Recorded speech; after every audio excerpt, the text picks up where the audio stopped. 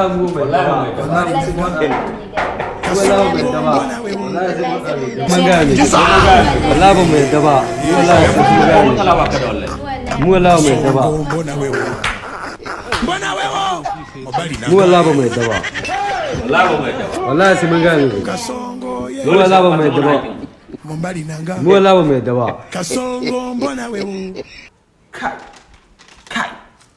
kai rayuwar nan akwai matsala.